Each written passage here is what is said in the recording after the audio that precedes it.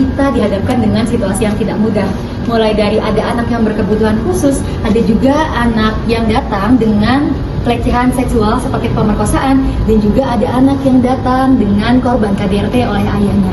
Mereka tidak hanya butuh perawatan fisik, tetapi juga membutuhkan perawatan psikologis agar mereka merasa tenang, nyaman, damai, dan mendapatkan perawatan yang penuh dengan empati. Nah, jadi di video kali ini kita akan membahas mengenai simulasi asuhan keperawatan pada anak dengan kebutuhan khusus korban pemerkosaan dan korban KDRT. Penerapan simulasi asuhan keperawatan ini fokusnya bukan hanya di prosedur saja, tetapi kita juga harus dapat membuat si korban itu tidak merasa takut, terluka, bingung, dan sebagainya. Kita juga harus bisa dapat memberikan bahwa si korban itu akan percaya pada kita.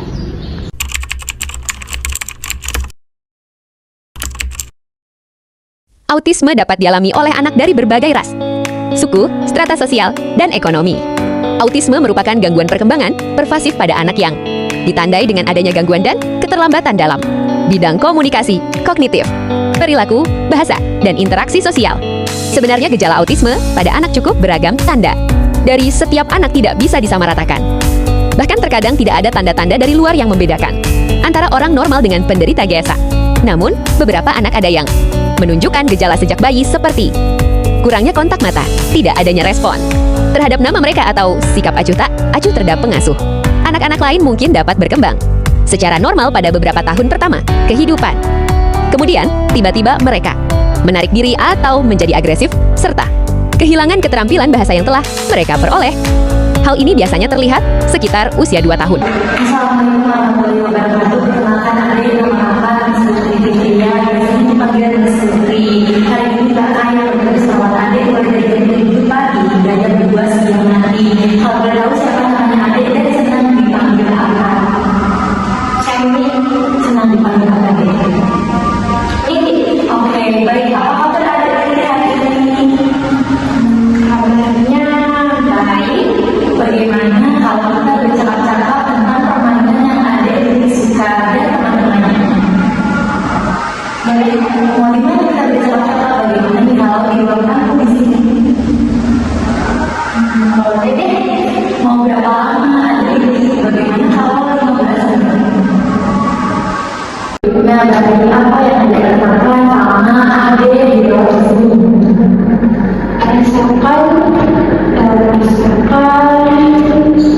Sendiri, mungkin baik adik itu merasa sendirian. Siapa aja yang adik kenal di luar ini? Apa saja kegiatan yang bisa dilakukan oleh adik dan teman-teman adik yang adik kenal? Teman? Iya, adik kenal siapa aja di ruang ini? Sus, selain suster siapa?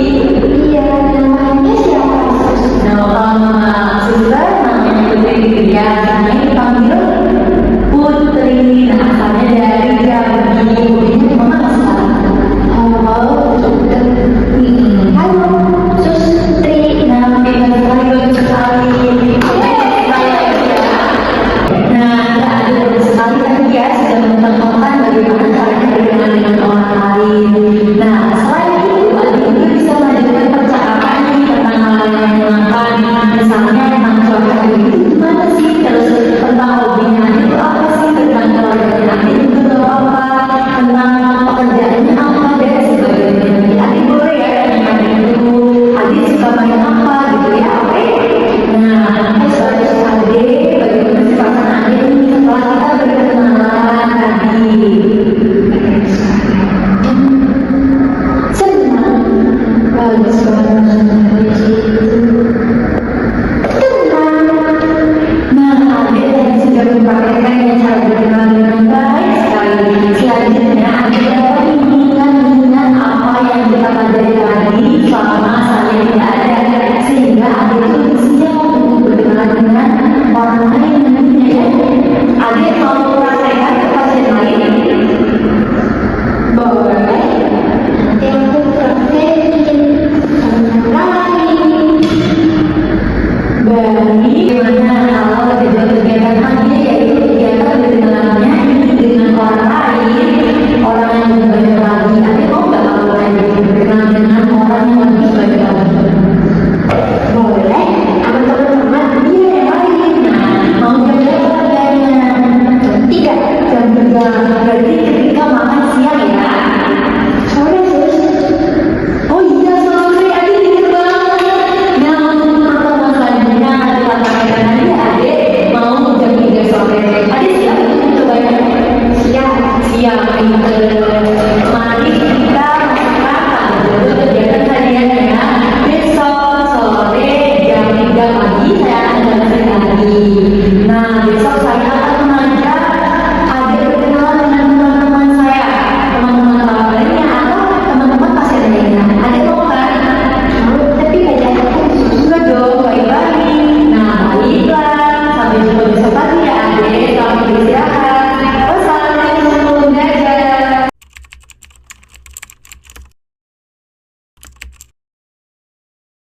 Merujuk dari UU Nomor 23 Tahun 2004, kekerasan dalam rumah tangga (KDRT) didefinisikan sebagai perbuatan yang dilakukan terhadap seseorang, terutama perempuan, dan menyebabkan kerugian bagi seseorang meliputi kesengsaraan atau melukai secara fisik, psikis, seksual, serta penelantaraan dalam rumah tangga. Termasuk di dalamnya terdapat ancaman untuk melakukan perbuatan, pemaksaan, serta peramasan kebebasan yang melawan hukum dalam lingkup rumah tangga. Dirjen PP 2022. Kekerasan dalam rumah tangga dapat dijelaskan dalam 3 konteks besar, yaitu 1. Konteks hubungan kekerasan. Kekerasan dalam rumah tangga terjadi di dalam suatu hubungan yang mana antara pelaku dan korban saling mengenal satu sama lain. Konteks kedekatan antara pelaku dan korban dapat digunakan sebagai acuan untuk mengetahui penyebab masalah dan pengembangan intervensi yang dapat dilakukan. 2. Pola perilaku. Kekerasan dalam rumah tangga adalah sebuah pola perilaku yang dilakukan oleh pelaku terhadap korban. Pola perilaku yang ditunjukkan dilakukan dalam beberapa episode yang di dalamnya terdapat tindakan kekerasan, serangan berkelanjutan, dan satu taktik yang dilakukan berulang kali. 3. Tujuan perilaku. Perilaku kekerasan ditujukan untuk mencapai suatu kepatuhan atau kendali kepada korban. Dalam melakukan perilaku kekerasan, pelaku mengikuti seperangkat peraturan internal yang dimiliki sendiri oleh pelaku untuk membenarkan perilaku kekerasan yang dilakukan. Assalamualaikum warahmatullahi wabarakatuh. Selamat pagi adik. Perkenalkan, nama saya Putri Rizky. Panggil saja perawat Putri. Saya perawat yang bertugas pada pagi hari ini mulai dari pukul 7 hingga jam 12 siang nanti. Kalau boleh tahu nama adik siapa? Namanya Keisha lebih suka dipanggil apa? Keisha. Baik adik Keisha, adakah yang adik pikirkan bagaimana kalau kita ini berbincang-bincang tentang perasaan adik yang adik rasakan saat ini?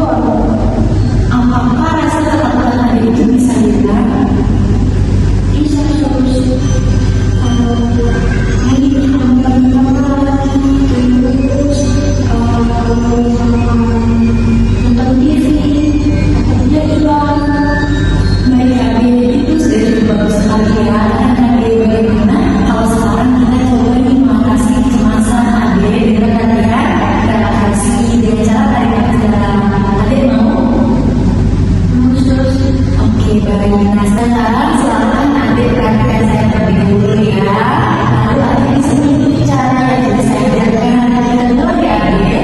Tarik nafas dalam perlahan melalui hidung. Setelah itu tahan nafas dalam hitungan 3 detik. Setelah itu adik hembuskan melalui mulut. Sekarang coba adik perhatikan.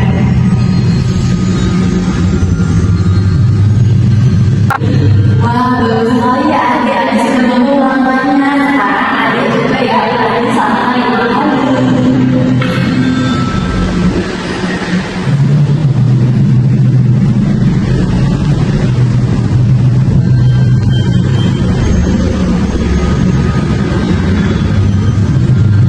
Apa yang biasanya adik lakukan di sini selain menyendiri di kamar dan mencolek-colek handphone?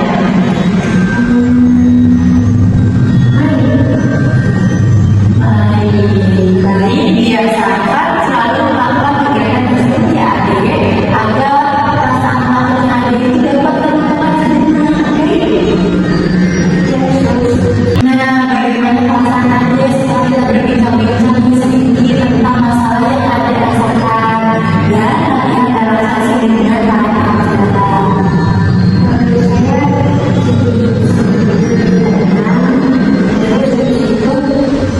Menurut saya, coba adik ulangi lagi cara yang sudah kita pelajari tadi. Baik sekali. Ya adik, apabila nanti adik merasa ketakutan, terus cemas, adik bisa melakukan tarik nafas dalam seperti yang tadi saya ajarkan, atau adik bisa berbincang-bincang dengan teman-teman. Ya, adik juga bisa menonton TV atau membaca buku. Yang terpenting kurang menyendiri di kamar ya adik. Baik adik, bagaimana jika besok kita berbincang-bincang kembali di sini sekitar 10 sampai 15 menit? Baik adik, sampai ketemu besok ya adik. Selamat beristirahat. Assalamualaikum.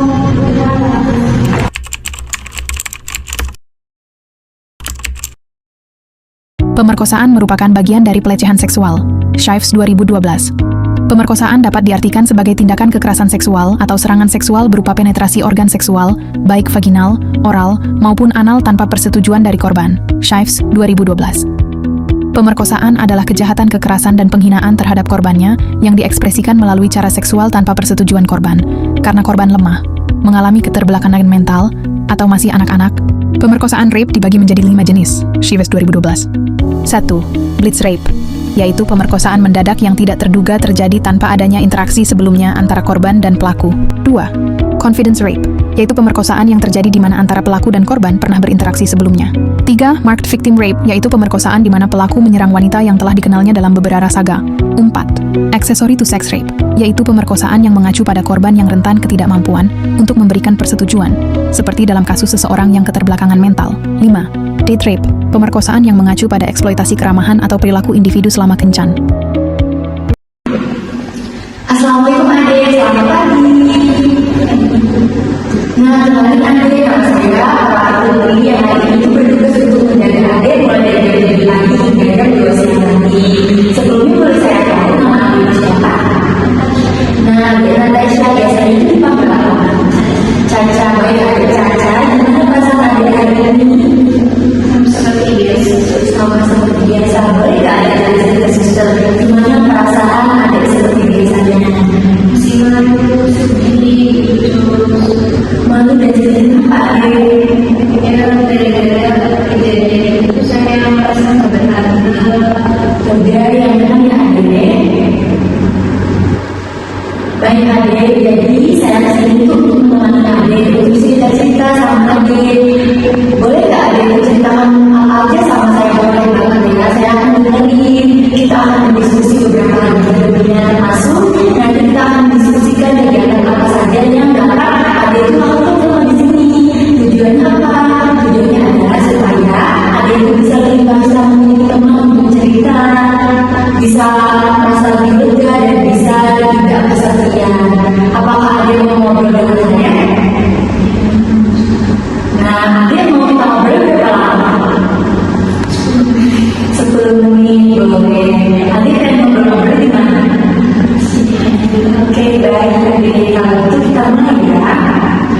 selama adik di sini, apakah adik itu ada kewajiban untuk bersosialisasi dengan yang lain?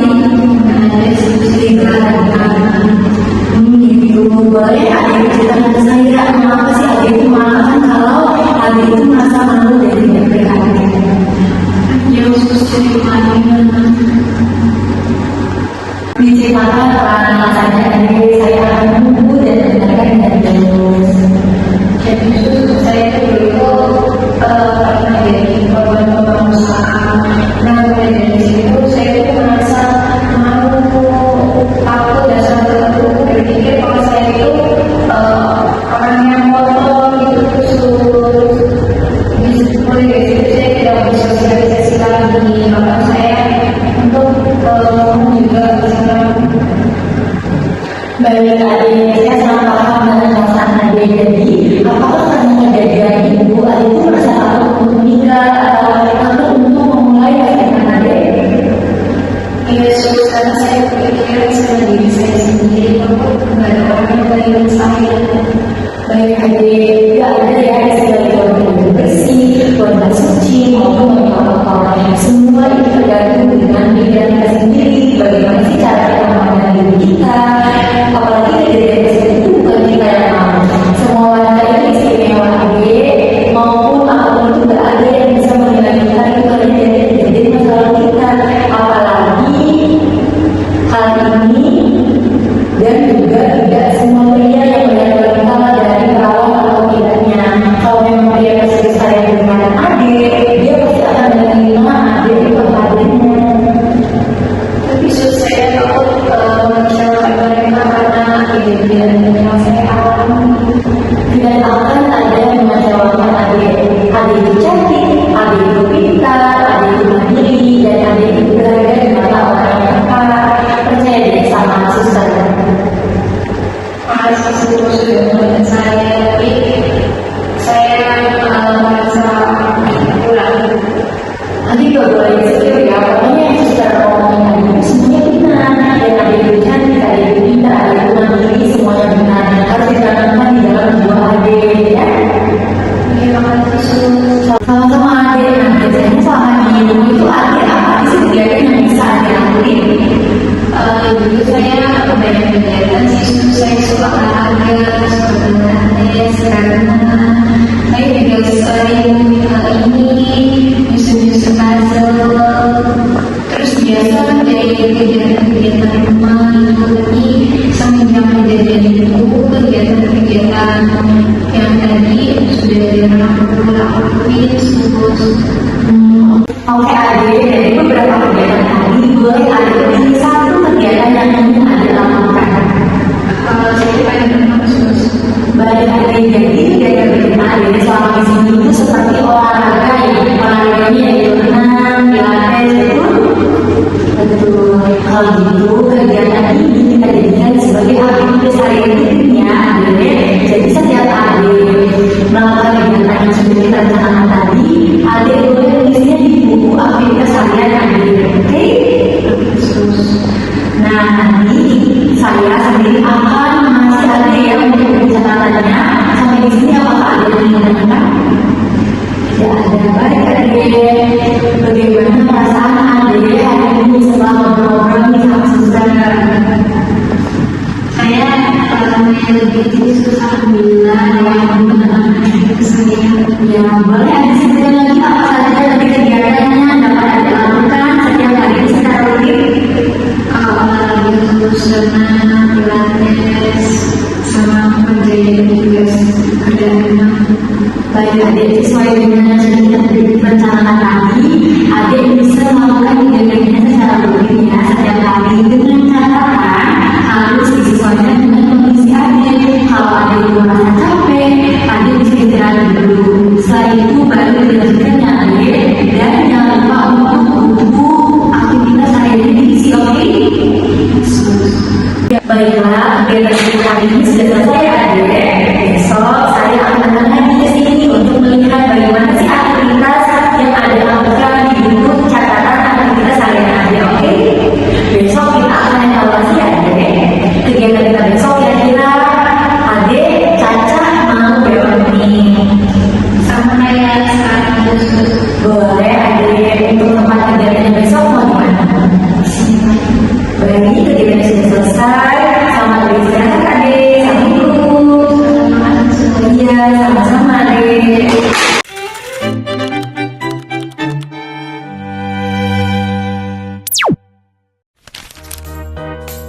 kasih.